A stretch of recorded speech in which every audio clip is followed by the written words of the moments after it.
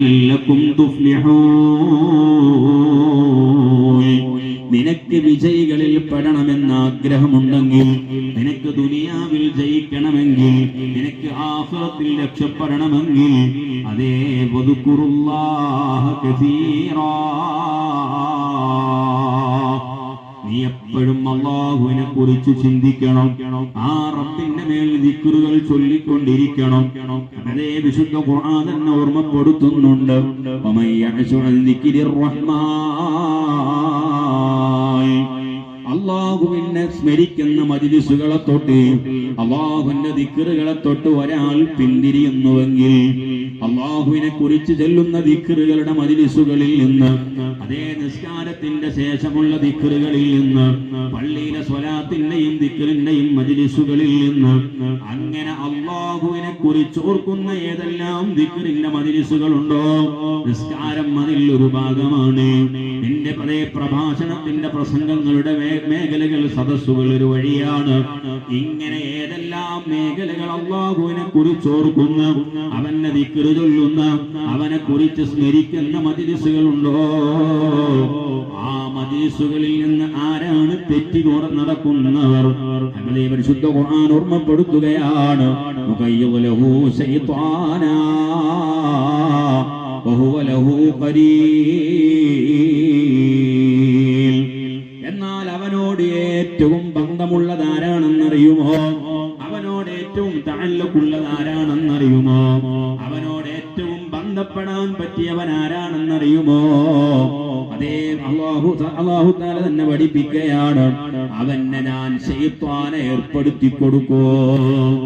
ഓ എന്റെ പ്രിയപ്പെട്ട ചെറുപ്പക്കാരെ, നമ്മൾ ആരും നമ്മളെ കുറിച്ച് പറയുന്നത് നമുക്ക് ഇഷ്ടമല്ലല്ലോ. നമ്മളെ കുറിച്ച് ആരും ഉപദേശിക്കുന്നത് നമുക്ക് ഇഷ്ടമല്ലല്ലോ. നമ്മളെ കുറിച്ച് ആരും കുറ്റം പറയുന്നത് നമുക്ക് ആർക്കും ഇഷ്ടമല്ല, എനിക്കും ഇഷ്ടമല്ല. എന്നാൽ നമ്മളെ കുറിച്ച് പഠിക്കാനാണ് ഞാൻ ഓർമ്മപ്പെടുത്തുന്നത്. ഞാൻ എന്നോട് ഏറ്റവും ബന്ധപ്പെട്ടത് ആരാണ്, എനിക്ക് ഏറ്റവും എന്നോട് ബന്ധമുള്ളത് ആരാണെന്ന് അല്ലാഹു പറയാണ്. എനിക്ക് ഏറ്റവും ബന്ധപ്പെടുത്തി തരുന്നവൻ ആരാണ്? എനിക്ക് നിസ്കരിച്ചു കഴിഞ്ഞാൽ ദിക്ർ ചൊല്ലാൻ മടിയുണ്ടെങ്കിൽ, സ്വലാത്തിന്റെ മജ്ലിസിന് പോകുമ്പോൾ എനിക്ക് ആ മജ്ലിസിലേക്ക് കയറിയിരിക്കാൻ മടിയുണ്ടെങ്കിൽ, ഉമ്മമാരെ നിസ്കാരത്തിന് ശേഷം ദിക്ർ ചൊല്ലാൻ നമുക്ക് എന്തോ വയ്യായിക തോന്നുന്നുണ്ടെങ്കിൽ, അതേ അല്ലാഹു തആല ഓർമ്മപ്പെടുത്തുകയാണ്, അവന് ഞാൻ ശൈത്വാനെ അവന്റെ ഏറ്റവും ബന്ധപ്പെട്ടവനാക്കി അവന് ഞാൻ ഏർപ്പെടുത്തി കൊടുക്കുമെന്ന് മാത്രമല്ല, അവനോട് ഏറ്റവും നല്ല ചങ്ങാതി ആരാണ്? അത് ശൈത്വാനാണ്. നമ്മളെ കുറിച്ച് ആരും ഒന്നും പറയണ്ട. എന്റെ വാപ്പ എന്നെ കുറിച്ച് കുറ്റം പറയണ്ട, എന്റെ ഉമ്മ എന്നെ ഉപദേശിക്കണ്ട. ഞാൻ എന്റെ സ്വന്തം നഫ്സിനോട് ചോദിക്കുകയാണ്, അതേ ഏറ്റവും വലിയ ശത്രുവാകേണ്ടവനാണല്ലോ ശൈത്വാൻ. ഞാൻ എന്റെ ശത്രുവായി കാണേണ്ടവനാണ് പിശാച്. അതുകൊണ്ടല്ലേ അഊദു ബില്ലാഹി മിനശ് ശൈത്വാനിർ റജീം, എപ്പോഴും ഞാൻ ആ ശൈത്വാനെതിരെ സമരത്തിന്റെ ഏറ്റവും വലിയ ആയുധം മുഴക്കുന്നത്, ഞാൻ ആ ശൈത്വാനെതിരെ ഏറ്റവും വലിയ ആയുധമായ അഊദു ചൊല്ലുന്നത്. അങ്ങനെയുള്ള പിശാച് എന്റെ കൂട്ടുകാരനാണോ? അന്വേഷിക്കാൻ ആരടുക്കലേക്കും പോകണ്ട. എനിക്ക് നിസ്കാരത്തിന് ശേഷം ദിക്ർ ചൊല്ലാൻ മടി തോന്നുന്നുണ്ടെങ്കിൽ, എനിക്ക് സ്വലാത്തിന്റെ മജ്ലിസിലേക്ക് പോകാൻ മടി തോന്നുന്നുണ്ടെങ്കിൽ, പള്ളിയിലെ ദിക്റിന്റെ മജ്ലിസിലേക്ക് പോകാൻ മടി തോന്നുന്നുണ്ടെങ്കിൽ, വഅലിന്റെ മജ്ലിസിലേക്ക് കയറിയിരിക്കാൻ മടി തോന്നുന്നുണ്ടെങ്കിൽ, അല്ലെങ്കിൽ ഇരുന്നിടത്ത് നിന്ന് പെട്ടെന്ന് ഇറങ്ങിപ്പോകണമെന്ന് തോന്നുന്നുണ്ടെങ്കിൽ, നമ്മളെ മനസ്സിനോട് പറയണം, എന്റെ പിശാചാണ് എന്റെ കൂട്ടുകാരൻ, ശൈത്വാനാണ് എന്റെ കൂട്ടുകാരൻ.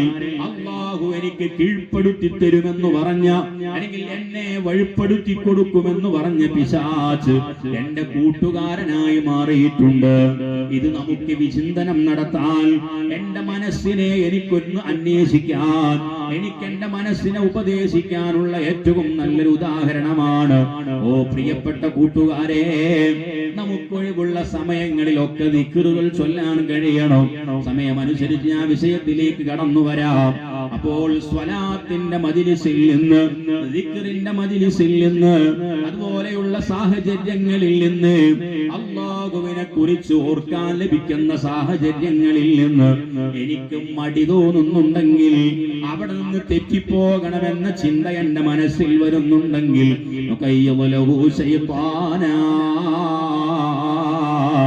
അവനെ ഞാൻ ശൈത്താനിനെ ഏർപ്പെടുത്തി കൊടുക്കും.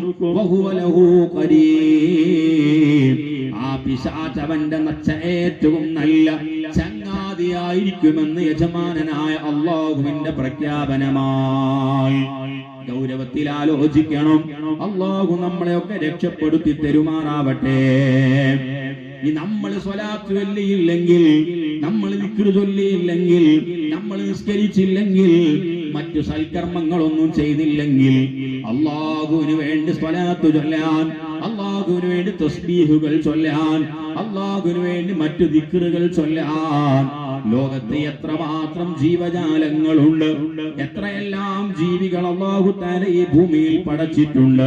തുസബ്ബിഹു ലഹുസ് സമാവാതുസ് സബ്ഉ വൽ അർള്. വിശുദ്ധ ഖുർആൻ തന്നെ ഓർമ്മപ്പെടുത്തുകയാണ്, അതേ ആകാശഭൂമിയിലുള്ള എല്ലാ വസ്തുക്കളും ആകാശഭൂമികളിലുള്ള എല്ലാ വസ്തുക്കളും, എല്ലാ ചെടികളും, എല്ലാ ജീവജാലങ്ങളും അതേ അല്ലാഹുവിന് വേണ്ടി തസ്ബീഹ് ചൊല്ലിക്കൊണ്ടിരിക്കുകയാണ്.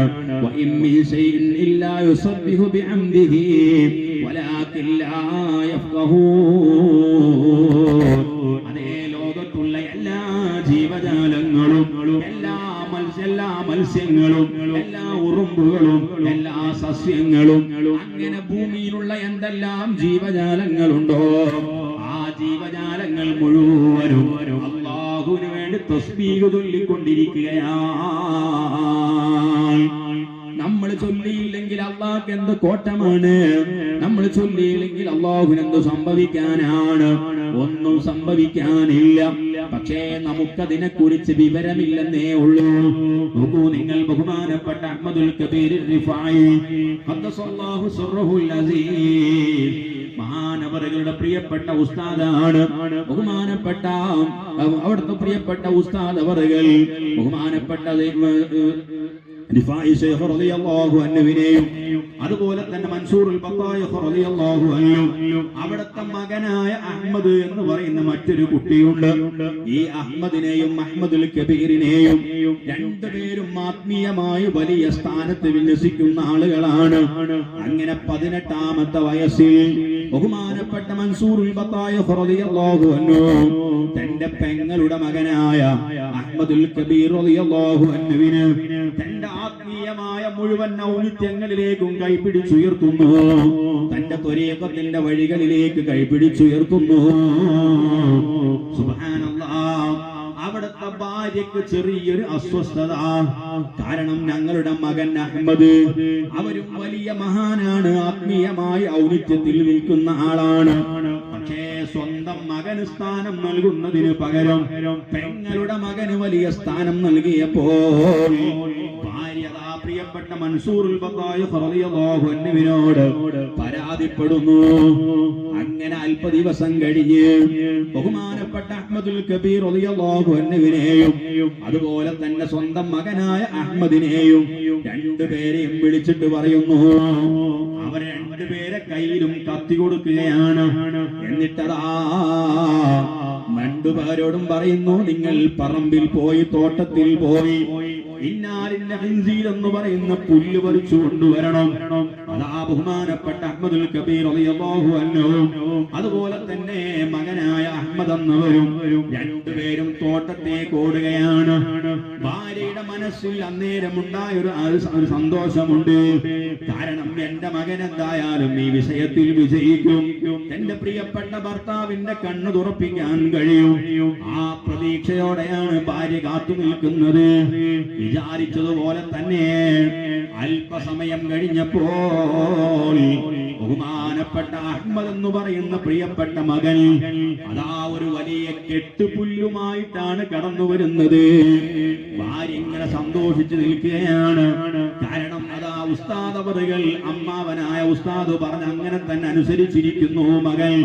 ബഹുമാനപ്പെട്ട അഹ്മദുൽ കബീർ റിഫായി ഖദ്ദസല്ലാഹു സിർറഹുൽ അസീസ് മഹാനവറുകൾ അല്പസമയം കഴിഞ്ഞ് മഹാനവറുകൾ ഇങ്ങനെ വെറും കൈയോടെയാണ് മടങ്ങി വരുന്നത്. അവിടുത്തെ കയ്യിൽ ഒരൊറ്റ പുല്ല് പോലും കാണാനില്ല. ഭാര്യ പറഞ്ഞു, അല്ലയോ പ്രിയപ്പെട്ട ഭർത്താവേ, കണ്ടില്ലേ നമ്മളെ മകൻ എത്ര അനുസരണയുള്ള മോനാണ്. നിങ്ങളെല്ലാ സ്ഥാനവും മാനവും നൽകിയിരിക്കുന്ന ഈ അഹ്മദുൽ കബീർ ഒരൊറ്റ പുല്ല് പോലും പറിക്കാതെ അല്ലേ തിരിച്ചു വന്നിരിക്കുന്നത്. ബഹുമാനപ്പെട്ട അഹ്മദുൽ കബീർ റിഫാഇ റളിയല്ലാഹു അൻഹുവിനോട് ഉസ്താദായ മൻസൂറുൽ ബത്തായിഖ് റളിയല്ലാഹു അൻഹു ചോദിക്കുകയാണ്, അല്ലയോ മോനെ, എന്തേ നീ ഒരൊറ്റ പുല്ല് പോലും പറിച്ചത് കാണാനില്ലല്ലോ? എന്തേ നീ ഒരൊറ്റ പുല്ല് പോലും കൊണ്ടുവന്നിട്ടില്ലല്ലോ? എന്തു പറ്റി? ബഹുമാനപ്പെട്ട അഹ്മദുൽ കബീർ റിഫാഇ റളിയല്ലാഹു അൻഹു പറയാണ്, ഓ പ്രിയപ്പെട്ട ഉസ്താദേ, ഞാൻ പുല്ല് പറിക്കാൻ വേണ്ടി പുല്ലിലേക്ക് അങ്ങടുക്കുമ്പോൾ അവിടെ നിന്നത് ആ ഒരു ശബ്ദം കേൾക്കുന്നു,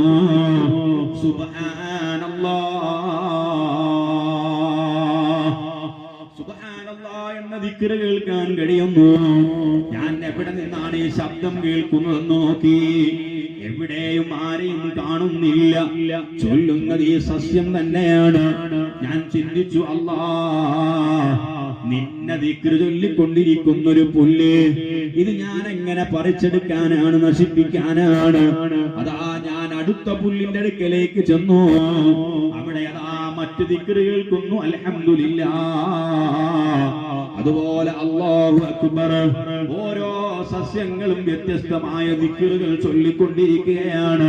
അങ്ങനെ ദിക്റുകൾ ചൊല്ലിക്കൊണ്ടിരിക്കുന്ന ഒരു സസ്യവും എനിക്ക് നശിപ്പിക്കാൻ തോന്നിയില്ല. ബഹുമാനപ്പെട്ട മൻസൂറുൽ ബത്തായിഖ് റളിയല്ലാഹു അൻഹു പറഞ്ഞു, അല്ലയോ പ്രിയപ്പെട്ട മോളെ, ഇതാണ് ഞാൻ അഹ്മദുൽ കബീറും നമ്മുടെ മകൻ അഹ്മദും തമ്മിലുള്ള വ്യത്യാസം. ഈ ലോകത്തുള്ള എല്ലാ സസ്യങ്ങളും അല്ലാഹുവിനെ ദിക്ർ ചൊല്ലുന്നുണ്ട്. ലോകത്തുള്ള എല്ലാ ജീവജാലങ്ങളും അല്ലാഹുവിനെ സ്മരിച്ചു കൊണ്ടിരിക്കുന്നുണ്ട്. പക്ഷേ നമുക്ക് അതിനെക്കുറിച്ച് വിവരമില്ല. അറിയുന്നവർക്കേ അതിനെക്കുറിച്ച് അറിയാൻ പറ്റൂ. അഹ്മദുൽ കബീർ അത് കേൾക്കാൻ അല്ലാഹു തആല ഭാഗ്യം നൽകിയിട്ടുണ്ട്. അതുകൊണ്ടാണ് ഞാൻ ആത്മീയമായ വഴികളിൽ നമ്മളെ മകന് നൽകിയതിനേക്കാൾ സ്ഥാനം അഹ്മദുൽ കബീറിന് നൽകിയിരിക്കുന്നത്. ഞാൻ പറഞ്ഞു വരുന്നത്, ബഹുമാനപ്പെട്ട അഹ്മദുൽ കബീർ റിഫാഇ റളിയല്ലാഹു അൻഹു കേട്ടതുപോലെ കേൾക്കുന്ന മഹാന്മാരുണ്ട്. പക്ഷേ നമുക്കതിനെക്കുറിച്ച് വിവരമില്ല. നമ്മൾ അതെ, അതിൽപ്പെട്ട ഒരാളുണ്ട്. അവൻ വന്നത് ചോറിന്റെ പൊതി കണ്ടിട്ടാണ്. അവൻ കണ്ടത് ബിരിയാണി പൊതിയുടെ മണം കേട്ടിട്ടാണ്. അവൻ വന്നത് ആ മൊബൈലിൽ കളിക്കാനാണ്. അവൻ വന്നത് മറ്റേതെങ്കിലും ആവശ്യത്തിന് വേണ്ടിയാ. അപ്പോഴും അല്ലാഹു തആല പറയുന്നൊരു വാചകമുണ്ട്, അതേ, അവരും ആ ഇൽമു ദിക്റിന്റെ മജ്‌ലിസിൽ അവരോടൊപ്പം ചേർന്നിരുന്നില്ലേ? അതുകൊണ്ട് തന്നെ അവരെയും കൂടെ ഈ ഗണത്തിൽ പെടുത്തുന്നു. അവർക്കും മാപ്പ് കൊടുക്കുന്നു.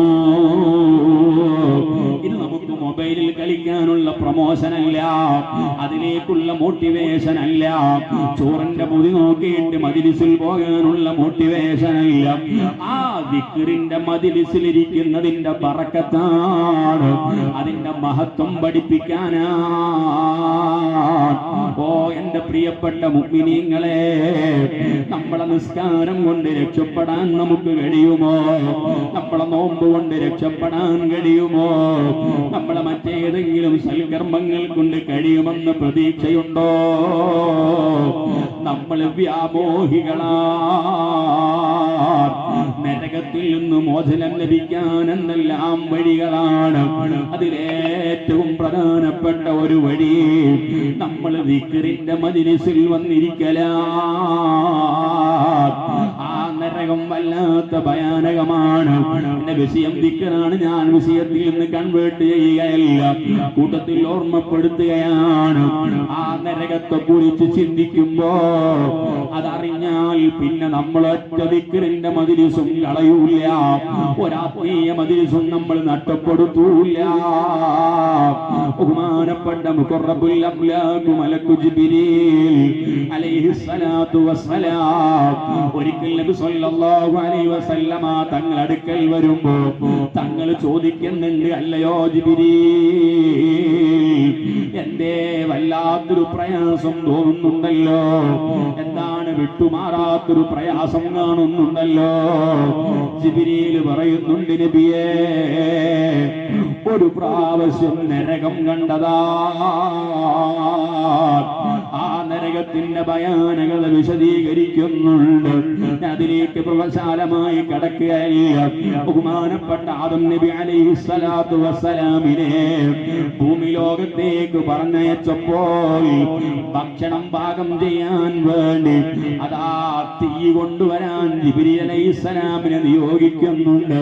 ബഹുമാനപ്പെട്ട ജിബ്രീൽ അലൈഹിസ്സലാത്തു വസ്സലാം നരകത്തെ കാക്കുന്ന മാലിക് അലൈഹിസ്സലാമിന്റെ അടുക്കൽ ചെന്ന് തീ ചോദിക്കുമ്പോ മാലിക് അലൈഹിസ്സലാം ചോദിക്കുന്നു, അല്ലയോ ജിബ്രീൽ, എത്രയാണ് തീ വേണ്ടത്?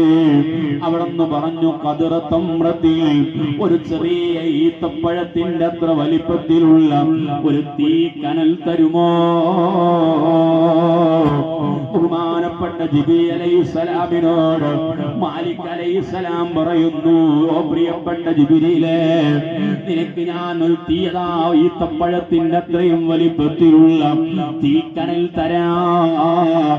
പക്ഷേ അതെങ്ങാനും ഭൂമിയിൽ കൊണ്ടുപോയി വെച്ചു കഴിഞ്ഞാൽ പിന്നെ ഈ ഭൂമി ലോകമില്ല, എല്ലാം കത്തിച്ചാമ്പലായി പോകും.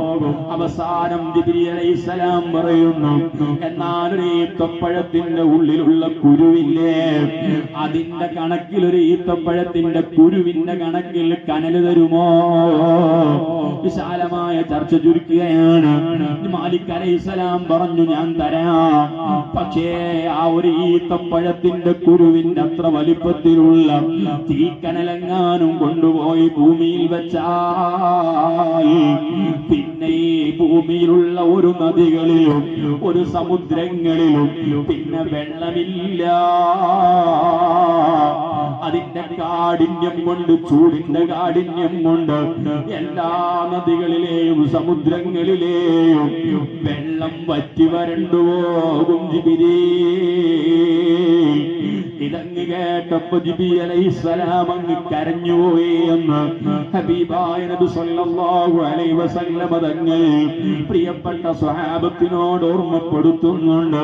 ഓ എന്റെ പ്രിയപ്പെട്ട മുഅ്മിനീങ്ങളെ, മലക്കുകൾക്ക് വേണ്ടിയല്ല നരകം സൃഷ്ടിക്കപ്പെട്ടത്, അതേ മനുഷ്യരായ നമുക്ക് വേണ്ടിയാണ്. എന്നാൽ ജിബ്രീൽ അലൈഹിസ്സലാം കരഞ്ഞുപോയി. നമുക്കോ കരച്ചിൽ വരുന്നുണ്ടോ? അതിനെക്കുറിച്ച് എപ്പോഴെങ്കിലും ചിന്തിച്ചിട്ടുണ്ടോ മോനെ? അടിച്ചു പൊളിച്ചുള്ള നമ്മുടെ ജീവിതത്തിനിടയിൽ ആ നരകത്തിൽ നിന്നൊന്ന് രക്ഷപ്പെടണമെന്നൊരു ചിന്ത നമ്മളെ മനസ്സിലെപ്പോഴെങ്കിലും വന്നിട്ടുണ്ടോ? ബഹുമാനപ്പെട്ട ജിബ്രീൽ അലൈഹിസ്സലാം പറയുന്നുണ്ട്, എന്നാൽ ഈ ഈത്തപ്പഴത്തിന്റെ അത്രയും വേണ്ട, അതിന്റെ കുരുവിന്റെ അത്രയും വേണ്ട. ആ കുരുവിന് മുകളിൽ ഒരു ചെറിയ ചാലുണ്ടാകുമല്ലോ, അതിനിടയിൽ ചെറിയൊരു നാരു കാണാം. അത്രയും ചെറിയ സൂക്ഷ്മമായി നിരീക്ഷിച്ചാൽ കാണുന്ന ആ ചെറിയ നാരിന്റെ അത്രയും ചെറു വലിപ്പത്തിൽ ഒരു ചെറിയ തീക്കനൽ തരുമോ? ആ തീക്കനൽ കൊണ്ടുവന്ന് 7 സമുദ്രങ്ങളിലും മുക്കിയതിനു ശേഷം അതിന്റെ പുക അപ്പോഴും പറക്കുന്നുണ്ട്. ആ പുക പറക്കുന്ന കനൽ കൊണ്ടുവന്ന് ഒരു മലയുടെ മുകളിൽ വെക്കുന്നു. അവിടെ അതാ തീ പടരുന്നു.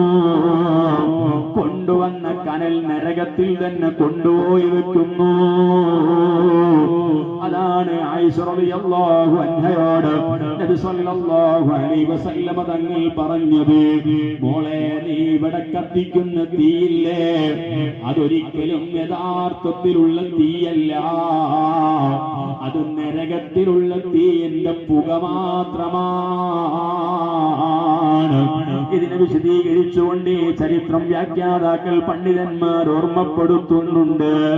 അങ്ങനെ അത്രയും കഠിനമായ നരകത്തിൽ നിന്ന് മോചനം ലഭിക്കാനുള്ള വഴിയാണ് നമ്മളെ പള്ളിയിൽ നിന്ന് മിഹ്റാബിൽ നിന്ന് സുബ്ഹാനല്ലാഹ് അൽഹംദുലില്ലാഹ് അല്ലാഹു അക്ബർ എന്ന് ദിക്ർ ചൊല്ലി തരുമ്പോ ആ ദിക്റിന്റെ മജ്ലിസിൽ ഒന്ന് ഇരുന്ന് അവിടെ നടാ നമ്മളൊന്ന് ദിക്ർ ചൊല്ലിയിട്ട് അല്ലാഹുവിനോട് കരമുയർത്തി പ്രാർത്ഥിച്ചാൽ ആ നരകത്തിൽ നിന്ന് മോചനം തരാമെന്ന് സയ്യിദുനാ മുഹമ്മദുർ റസൂലുള്ളാഹ്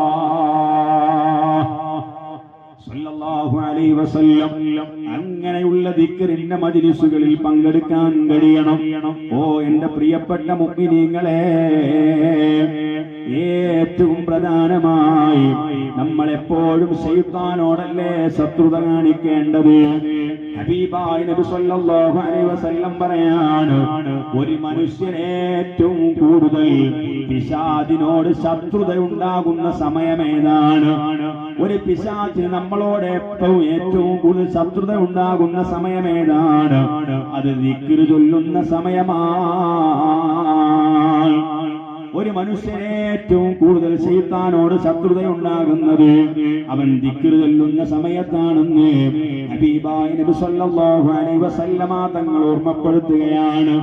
അപ്പോൾ ദിക്ർ ചൊല്ലാൻ മടി തോന്നുന്നുണ്ടെങ്കിൽ, നമുക്ക് ദിക്റിനോടൊരു അലർജി തോന്നുന്നുണ്ടെങ്കിൽ, ആ മജ്ലിസിൽ നിന്ന് എഴുന്നേറ്റു പോകണമെന്ന് തോന്നലുണ്ടാകുന്നുണ്ടെങ്കിൽ അതിനർത്ഥം നമുക്കതാ പിശാചിനോടാണ് ആഭിമുഖ്യമുണ്ടാകുന്നത്, നമുക്ക് പിശാചിനോടാണ് അടുപ്പമുണ്ടാകുന്നത്. ആ പിശാചിന്റെ സംരക്ഷണത്തിൽ നിന്ന്, അതേ പിശാചിനെ തൊട്ടുള്ള സംരക്ഷണത്തിൽ നിന്ന് നമ്മൾ ഒഴിഞ്ഞു മാറുന്നു. അതിനുള്ള തെളിവാണ് ദിക്റിന്റെ മജ്ലിസിൽ ഇരിക്കാതിരിക്കുന്നതെന്ന് ഹബീബായ അഷ്റഫുൽ ഖൽഖ് മുഹമ്മദുർ റസൂലുള്ളാഹി സ്വല്ലല്ലാഹു അലൈഹി വസല്ലമ തങ്ങൾ ഓർമ്മപ്പെടുത്തുകയാണ്. മറ്റൊരു ഹദീസിൽ കാണാം, ദിക്റുല്ലാഹി അലമുൻ അലിൽ ഈമാൻ വബറാഅത്തും മിനൻ നിഫാഖ്. ഒരാൾക്ക് ഈമാനുണ്ടോ എന്ന് പരിശോധിക്കാനുള്ള വഴിയാണ്. ഞാൻ എന്റെ വക പറയുന്നതല്ല, ഹബീബായ നബി സല്ലല്ലാഹു അലൈഹി വസല്ലം പറയാണ്, ഒരാളെ ഈമാനുണ്ടോ എന്നതിന്റെ അടയാളം അവൻ ദിക്ർ ചൊല്ലുന്നതിന്റെ എണ്ണം നോക്കിയാൽ മതി. നമ്മളെ ഈമാൻ അളക്കാനുള്ള വഴി നമ്മളെ തസ്ബീഹുമാലയാണ്, നമ്മളെ കൗണ്ടറുകളാണ്. നമ്മളെ ചുണ്ടിൽ നിന്ന് എത്രയാണ് ദിക്റുകൾ അടർന്നു വീഴുന്നത്, അത് നമ്മളെ ഈമാനിന്റെ അടയാളമാണെന്ന് സയ്യിദുനാ മുഹമ്മദുർ റസൂലുള്ളാഹ് സ്വല്ലല്ലാഹു അലൈഹി വസല്ലമ തങ്ങൾ ഓർമ്മപ്പെടുത്തുന്നു. പ്രിയപ്പെട്ട, നമ്മൾ അടുക്കളയിൽ ജോലി ചെയ്യുമ്പോ നിങ്ങൾ ചെയ്യുന്ന ജോലി തന്നെ വലിയ മഹത്വമുള്ള ജോലിയാണ്. മുത്തായ തങ്ങൾ നിങ്ങൾക്ക് നൽകുന്ന ഓഫർ, അതേ നിങ്ങളെ ഭർത്താക്കന്മാർ യുദ്ധത്തിന് പോകുന്ന പ്രതിഫലം, അവർ പള്ളിയിൽ പോയി നിസ്കരിക്കുന്ന പ്രതിഫലം, ഇതെല്ലാം നിങ്ങൾക്ക് ഓഫർ ചെയ്ത ജോലിയാണ് നിങ്ങൾ ചെയ്യുന്നത്. എന്റെ വിഷയമല്ലാത്ത കൊണ്ട് കടക്കുന്നില്ല. ആ ജോലിക്കിടയിൽ നമുക്കൊരു ദിവസം 1000 തഹ്ലീൽ, 100 സൂറത്തുൽ ഇഖ്ലാസ്, ഇങ്ങനെ നമ്മളൊന്ന് പ്ലാൻ ചെയ്ത് നമുക്ക് അല്ലാഹുവിലേക്കൊന്ന് അടുക്കാൻ പറ്റണ്ടേ പെങ്ങളെ? നമുക്കതിന് കഴിയണ്ടേ ചെറുപ്പക്കാരാ? നമുക്ക് എത്ര കാലമാണ് ഈ ഭൂമിയിലുള്ളത്? എത്ര കാലമാണ് നമുക്ക് ഈ ഭൂമിയിൽ ജീവിക്കാനുള്ളത്? വളരെ ചുരുങ്ങിയ കാലമല്ലേ മോനെ നമുക്കുള്ളൂ. കൂട്ടത്തിൽ ഒന്നുകൂടെ ഓർമ്മപ്പെടുത്തട്ടെ, നമ്മളെ വീട്ടിൽ കാറുകൾ പലതും സജ്ജമാക്കി വെച്ചിട്ടുണ്ട്. നാളെ പോകാനുള്ള വാഹനം നമ്മളെ കയ്യിലുണ്ട്. പക്ഷേ നമുക്ക് നാളെ പാരത്രിക ലോകത്തേക്ക് ഒരു തവണയെങ്കിലും ഉളുഹിയത്തിൽ പങ്കെടുത്തിട്ടുണ്ടോ പെങ്ങന്മാരെ? നമുക്കും പങ്കെടുക്കാമല്ലോ, നമുക്കും പണം സമാഹരിച്ചു വെക്കാമല്ലോ. ഉപ്പമാരെ, നമ്മൾ പങ്കെടുക്കാത്തത് എന്തുകൊണ്ടാണ്? ചിലര് പറയും ഒരു കൊല്ലം കൂടിയാ പിന്നെ 7 കൊല്ലവും കൂടണ്ടേ, അതുകൊണ്ടാ നമ്മൾ കൂടാത്തത്. അങ്ങനത്തെ തെറ്റിദ്ധാരണ ചില ആളുകളെ മുമ്പിലൊക്കെ ഉണ്ടാവാറുണ്ട്.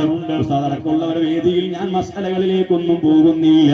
നമ്മളെ ജീവിതത്തിൽ ആഖിറത്തിലേക്ക് ഒരു വാഹനം, നമ്മളൊരു ഉളുഹിയത്തിൽ പങ്കാളിയാകണം, നമ്മളെ ഉമ്മ പങ്കാളിയാകണം, നമ്മളെ ഭാര്യ പങ്കാളിയാകണം, നമ്മളെ പ്രിയപ്പെട്ട മക്കൾ പങ്കാളികളാകണം.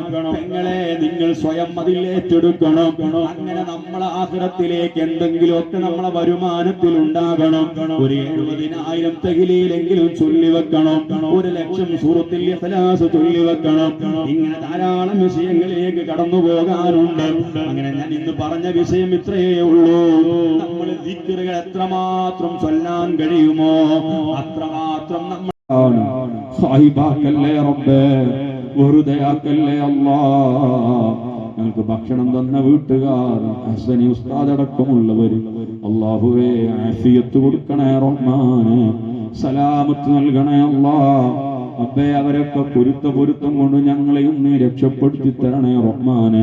മരിക്കുന്നത് വരെ ഇൽമിന് ഖിദ്മത്ത് എടുക്കാൻ അവർക്കും ഞങ്ങൾക്കും നീ ഭാഗ്യം നൽകണേ അല്ലാഹ്. ربنا تقبل منا إنك أنت السميع العليم وتب علينا إنك أنت التواب الرحيم. آمين برحمتك يا أرحم الراحمين بفضلك. صلى الله على محمد صلى الله